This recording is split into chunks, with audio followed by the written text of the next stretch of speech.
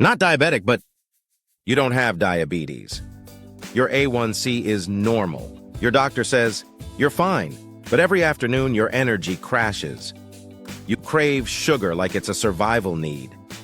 And no matter what you do, the weight, especially around your middle, will not move. Here's what most people don't realize: insulin resistance can be present for years before diabetes ever shows up on labs. Your body doesn't suddenly ache up one day with diabetes. It whispers first.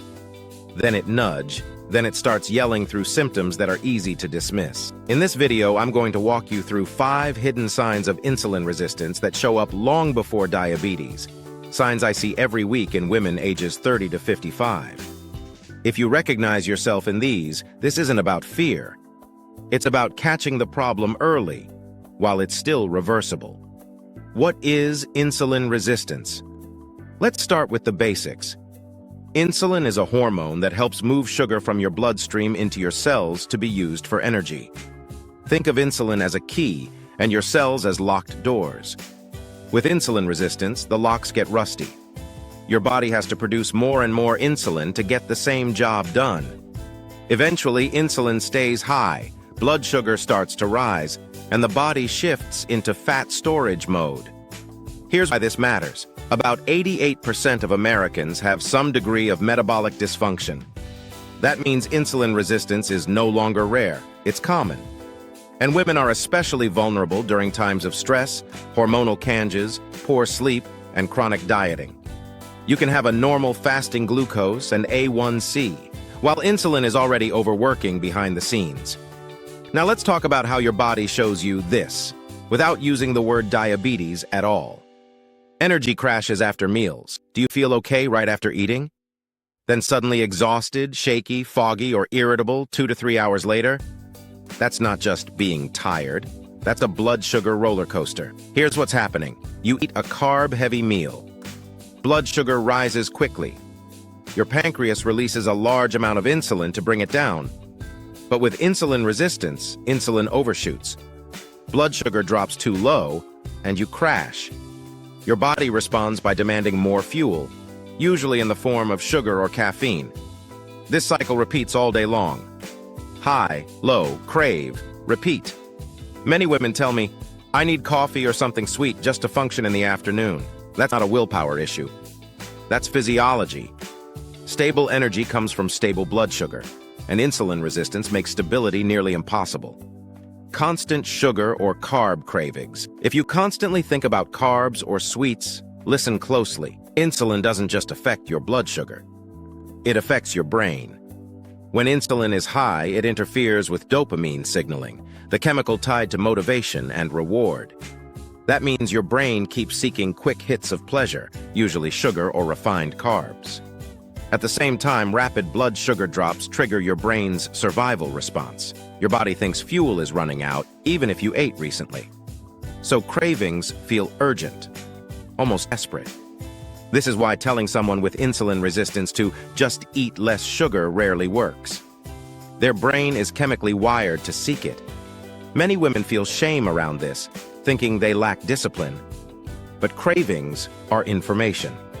They're a sign your metabolic system is dysregulated, not that you're failing.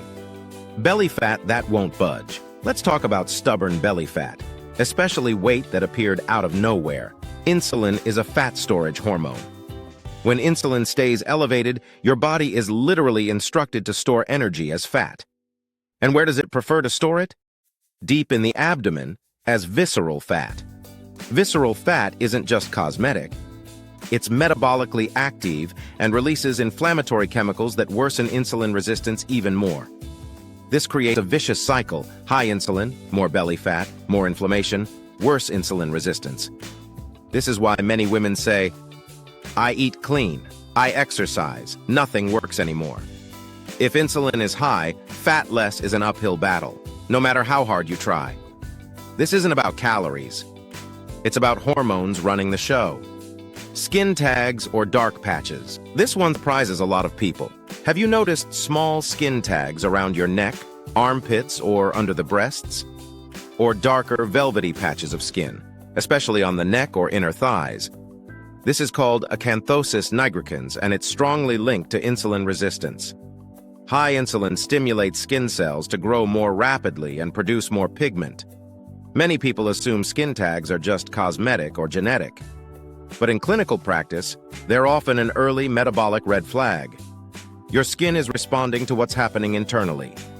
This doesn't mean something terrible is wrong, but it does mean your insulin levels deserve a closer look. Your body is incredibly intelligent. Sometimes the clues are right on the surface. Brain fog and poor concentration. If you struggle with focus, memory, or mental clarity, insulin may be involved. Your brain is a massive consumer of glucose, but it needs that fuel delivered steadily, not in spikes and crashes. With insulin resistance, glucose delivery to brain cells becomes inefficient. This leads to brain fog, forgetfulness, and difficulty concentrating. Many women describe it as, "I feel like my brain is wrapped in cotton."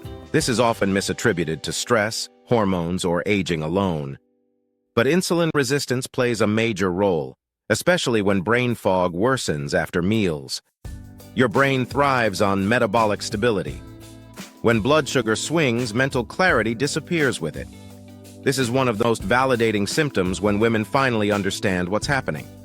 So what can you do if you recognize these signs? First, look beyond basic labs. Ask about fasting insulin, HOMA-R, a calculation using glucose and insulin, continuous glucose monitoring, CGM, to see real-time patterns. You can have a normal A1C and still have elevated insulin. Second, focus on stabilizing blood sugar before drastic dieting. That means prioritizing protein at meals, reducing ultra-refined carbs, strength training to improve insulin sensitivity. Managing sleep and stress. Insulin resistance is not a personal failure. It's a signal, and signals can be addressed. The earlier you catch it, the easier it is to reverse. This is where empowerment replaces frustration. If this video opened your eyes, you're not alone, and you don't have to figure this out by yourself. I share evidence-based functional medicine insights to help you understand your body, not fight it. Your symptoms matter. Your body is communicating. And insulin resistance doesn't have to be your future. Share this video with someone who's been told you're not diabetic, but knows something still isn't right. And if you're new to the channel, don't forget to subscribe and like this video so you don't miss what's coming next. This content is for educational purposes only and is not medical advice. Always work with a qualified healthcare provider for diagnosis and treatment. Thank you for watching.